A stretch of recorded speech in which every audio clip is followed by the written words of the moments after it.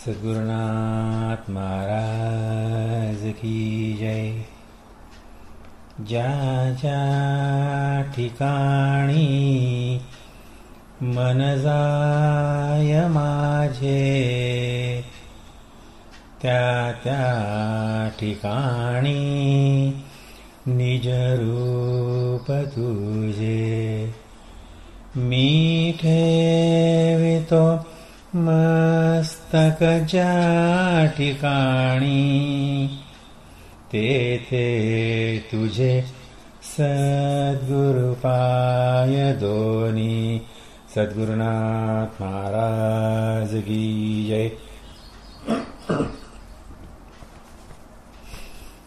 अष्टावक्र गीता अध्याय पहिला, श्लोक क्रमांक 5। न त्वं विप्रादिको वर्णो नाश्रमी नाक्षगोचरः, असंगोऽसि निराकारो विश्वसाक्षी सुखी भव।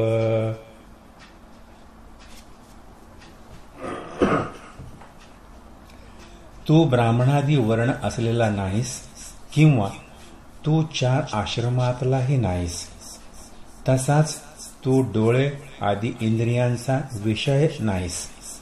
तू असंग निराकार विश्वाचा साक्षी आहेस, हे जाण व सुखी हो। अष्टावक्र महामुनींचं जनक राजाला संबोधन सुरू आहे आणि ते ह्या 5व्या श्लोकामध्ये त्यांना म्हणतात, ते जनक राजाला की न तम विप्राधिको वर्णो, म्हणजे विप्रा अधिक जे वर्ण होते 4 वर्ण, त्या वर्णामधला तू नाहीस। तर ती 4 वर्ण कोणती? ब्राह्मण, क्षत्रिय, वैश्य, शूद्र। ही 4 वर्ण त्या काळामध्ये ही काही जाती व्यवस्था म्हणून पाडली गेलेली नव्हती, ही फक्त त्या समाजाची व्यवस्था नीट राहावी म्हणून त्यासाठी ती केलेली होती आणि कर्मानुसार ती आपोआप पडलेली होती। त्यात काही असं काही विशेष म्हणजे ब्राह्मण जात किंवा क्षत्रिय जात, वैश्य जात असं काहीही त्यावेळेस नव्हतं। केवळ प्रत्येकाने आपला उत्कर्ष करावा, आपलं हित साधून घ्यावं, यासाठी हीच ती वर्णव्यवस्था होती। ब्राह्मण म्हणजे कोण? जातीने ब्राह्मण नाही। अष्टावक्र महामुनींना त्या अवस्थेत मान्यही नव्हतं, कदाचित त्यांना ते कल्पनाही नव्हती की असं काही पुढे जाऊन याचा वेगळा अर्थ काढला जाईल म्हणून। पण ब्राह्मण म्हणजे ब्रह्म जाणून घेण्याची इच्छा असणारा, ब्रह्म जाणलेला, म्हणजे ब्रह्म जाणलेला तो ब्राह्मण, ब्रह्म जाणून घेण्याची इच्छा असलेला तो ब्राह्मण। हे कर्मानुसार ते ठरलं। हे ब्राह्मण लोक त्यावेळेस आश्रमात राहायचे, वेगळे वेगळे आश्रमात राहायचे, वेगळे वेगळे गुरुकुलांमध्ये राहायचे। यांची आणि आजूबाजूच्या परिसरातल्या प्रजेची सगळी संरक्षणाची जबाबदारी ज्यांनी घेतली ते सगळे झाले क्षत्रिय। आता ब्राह्मण झाला, क्षत्रिय झाले,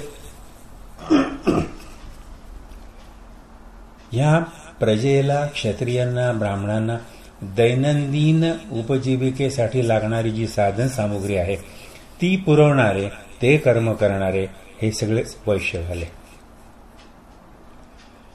ज्यांना ब्राह्मणाचं कर्म जमलं नाही, ज्यांना क्षत्रियाचं कर्म जमलं नाही, ज्यांना वैश्याचं कर्म जमलं नाही किंवा आवड निर्माण झाली नाही, तर ते ह्या तिघांच्या कोणाचे तरी तिघांपैकी एक किंवा तिघांच्याही त्यांच्या सोबत राहून इतर सेवा देत त्यांच्या सोबतच राहिले आणि आपली उपजीविका करत राहिले। म्हणजे हे ब्राह्मण, क्षत्रिय, वैश्य, शूद्र ही समाजाच्या हितासाठी ती व्यवस्था होती। ती व्यवस्था आजही तशीच होती, ती देहाकरता केलेली होती, आत्म्याकरता नाही। कारण हे जनक राजाला सांगणं चाललंय अष्टावक्र मुनींचं, आणि ते म्हणाले की ही जी व्यवस्था होती तर ही व्यवस्था देहासाठी होती, देहाच्या सुखसोयीसाठी होती, आत्म्यासाठी नव्हती ही। त्या काळी जरी ही नावं ही अशी होती, आजही ही व्यवस्था आजही आहे, फक्त स्वरूप बदललेलं आहे, त्याचं नाव वेगळं दिलेलं गेलेलं आहे. बाकी व्यवस्था ती समाजाची व्यवस्था सगळी सुरळीत चालण्यासाठी ती व्यवस्था आजही आहे. आपण वेगळ्या वेगळ्या जेव्हा कार्यालयीन कामकाजासाठी कार्यालयात एखाद्या जातो तर तिथेही क्लास 1, क्लास 2, क्लास 3, क्लास 4 ही व्यवस्था आहे, कारण त्या कार्यालयाचं कार्य सुरळीत चालण्यासाठी ठेवलेलं आहे. आजही वेगळ्या वेगळ्या शिक्षण संस्था फक्त त्याला नॉलेज हब दिलं ना कोणी, किंवा नॉलेज सिटी दिलेलं आहे, पण ती जी ब्राह्मणची आश्रम व्यवस्था होती गुरुकुलाची, ती तशी आजही आहे. काही फक्त नावं बदललेत, रेसिडेंट स्कूल झालेत काही, आणि त्यांच्या संरक्षणासाठी जो एक सिक्युरिटी शब्द झाला, सुरक्षा बल, सिक्युरिटी, हे क्षत्रियच होते. यांना लागणारी सगळी साधन सामग्री पुरवणारे त्या काळी वैश्य होते. आता मार्केटिंग मॅनेजमेंटमध्ये सगळे लोक आहेत. शब्द बदललेला आहे, व्यवस्था तीच आहे. आणि नंतरचा जो शूद्र होता, जो सेवा आपण ज्यांची घ्यायचो किंवा जे सेवा द्यायचे, आता तर सर्व्हिस प्रोव्हायडर शब्द आहे त्याला, मॅन्डेज किंवा सर्व्हिस प्रोव्हायडर. व्यवस्था त्या काळात देहासाठीच होती, आजही ती व्यवस्था देहासाठीच आहे. ही काही व्यवस्था आत्म्यासाठी केलेली नव्हती, तेव्हाही नाही आणि आताही नाही. म्हणून अष्टावक्र महामुनी जनक राजाला सांगतात की ह्या वर्ण व्यवस्था ही देहासाठी होती, तुझ्यासाठी नाही. म्हणजे तू शुद्ध आत्मा आहेस, म्हणून ही व्यवस्था तुझ्यासाठी नव्हती, याच्यात तू गुंतू नको. नंतर ते म्हणतात आहे की तू 4 आश्रमातलाही नाहीस. 4 आश्रम कोणते होते? एक ब्रह्मचर्य आश्रम होता, एक गृहस्थाश्रम होता, एक वानप्रस्थाश्रम होता आणि एक संन्यासी आश्रम होता. ब्रह्मचर्य म्हटल्याच्या नंतर त्यावेळेस ब्रह्मचर्य सांभाळून फक्त शिक्षण घेणारे विद्यार्थी होते. शिक्षण पूर्ण झाल्यानंतर ते गुरुची परवानगी मिळाल्यानंतर गुरुच्या आज्ञेने गृहस्थाश्रम स्वीकारायचे. कारण संतती निर्माण करणं हे सुद्धा तेव्हा काय आणि आता काय, हे त्या प्रकृतीचंच कार्य आहे. प्रपंच पूर्ण झाल्यानंतर वानप्रस्थाश्रम स्वीकारायचे आणि त्यानंतर मग संन्यास आश्रमात जायचे आणि ते संन्यास घ्यायचे, म्हणजे सगळ्यापासून ते लिप्त होऊन जायचे. ही जी व्यवस्था होती ती ही सुद्धा देहासाठी होती. देहासाठीच असून देहाची सुखसोय बघून आणि नंतर त्यातूनही आपला उत्कर्ष करून घ्यायचा. उत्कर्ष करून घेण्याचा ही तेव्हा ती महत्वाची ती व्यवस्था होती. म्हणजे हेतू हा होता की त्यांनी ती आपला उत्कर्ष करून घ्यावा. इथे सुद्धा आश्रमात ब्रह्मचर्य झाल्यानंतर शिक्षण पूर्ण झालं, दुसऱ्या आश्रमात गेले, गृहस्थाश्रमात, नंतर तिथलं कार्य संपलं, मग वानप्रस्थाश्रम स्वीकारलंय. वानप्रस्थाश्रमातला स्वीकारल्यानंतर इथलं कार्य झाल्यानंतर मग ते संन्यास घेतला आणि ब्रह्म काय आहे हे जाणून घेण्याच्या त्या तयारीला लागले. म्हणजे इकडूनही ब्रह्म जाणूनच घेण्याचं महत्वाचं होतं आणि ह्या व्यवस्थेमध्येही, आश्रम व्यवस्थेमध्ये पण ब्रह्म जाणून घेण्याचाच हेतू होता. इथे म्हणजे की ही या दोन्ही वर्ण व्यवस्था असो की ही आश्रम व्यवस्था असो, ही दोन्ही व्यवस्था देहासाठी होती, आत्म्यासाठी नाही. म्हणून अष्टावक्र महामुनीने जनक राजाला ठासून सांगितलं की तू त्या कुठल्याही ब्राह्मण, क्षत्रिय, वैश्य, शूद्र ह्या वर्णातलाही नाहीयेस आणि ब्रह्मचर्य, गृहस्थाश्रम, वानप्रस्थाश्रम आणि संन्यासाश्रम ह्या व्यवस्थेमधला पण तू नाहीये. तू देह नाही, तू आत्मा आहेस, शुद्ध चैतन्य आहेस, त्या परमात्म्याचा अंश आहे. म्हणून ह्या आश्रमातला किंवा वर्णातला तू नाहीस. परत म्हणतात आहे की तू डोळे आणि इंद्रिय यांचाही विषय नाहीस. तर डोळे आणि इंद्रिय यांचा विषय नाही. विषय हा शब्द आपण मागच्या श्लोकामध्ये चर्चेला गेलेला आपला आणि त्या विषय हा जो आहे हा सब्जेक्ट म्हणून आपण थोडासा त्याला विस्तार केलेला होता. देहाचे विषय, इंद्रियांचे विषय आणि डोळे इत्यादी वगैरे इंद्रियांचे विषय, प्रत्येक इंद्रियाचा हा वेगळा विषय, वेगळा सब्जेक्ट आहे. पण सुरुवात नेमकी होते कुठून? इंद्रियांना एकदम विषय मिळतो कुठून? तर तो डोळ्यापासून मिळतो. जे एखादी आपण दृश्य पाहतो, दृश्य पाहिल्यानंतर ज्या वस्तूवरती आपली दृष्टी पडते, जे आपल्याला दृश्य दिसतं किंवा जी वस्तू आपल्याला दिसते, तिचं मनपटलावरती चित्रण होतं की मनपटलावरती ही अमुक वस्तू आहे.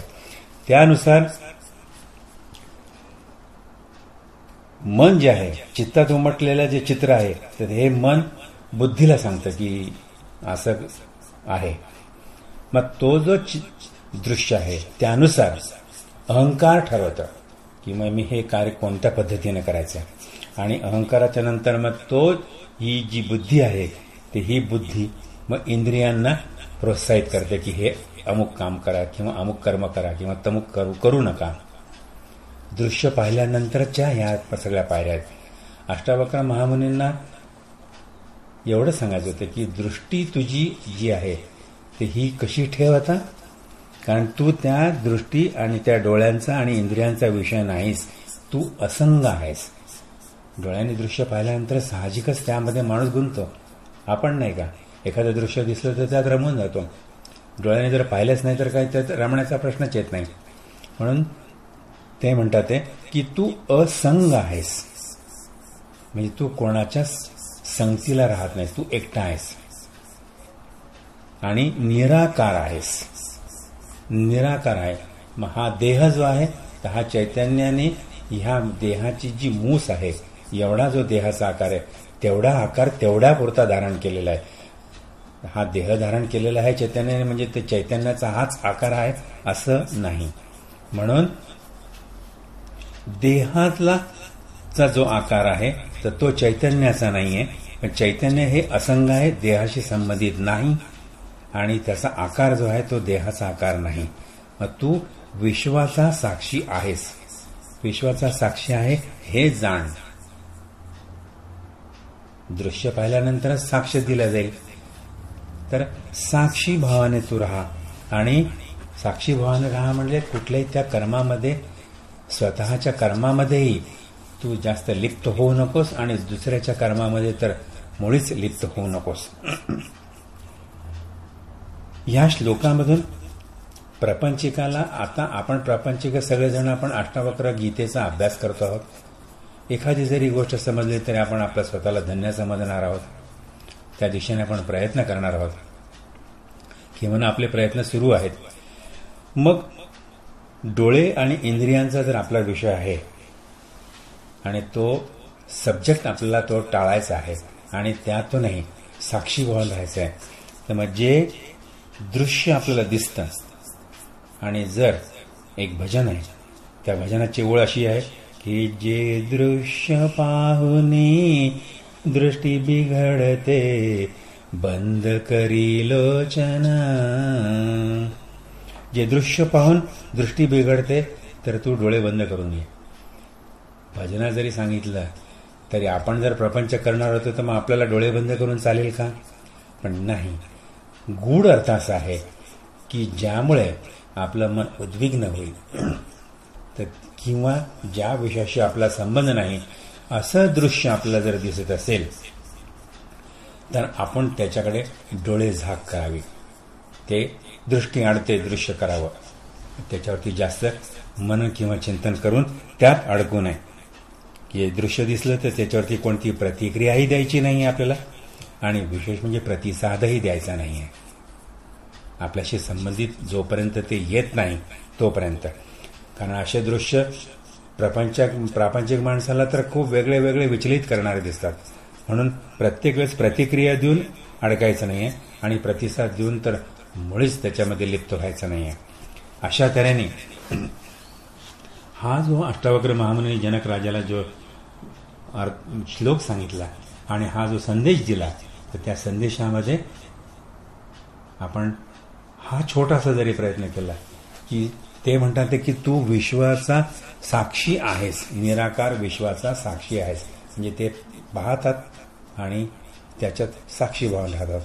आपणही ह्या दैनंदिन घडणाऱ्या घटनांकडे साक्षीभावानं पाहायचं जरी शिकलो तर ह्या श्लोकाचा थोडासा आपल्याला अर्थ कळेल आणि ह्या मुक्ती मिळवण्याच्या दिशेने अजून एखादी आपली थोडीशी किंचित का होईना ही प्रगती होईल, एवढं मात्र निश्चित. इथे आपण थांबूत. सद्गुरुनाथ महाराज की जय.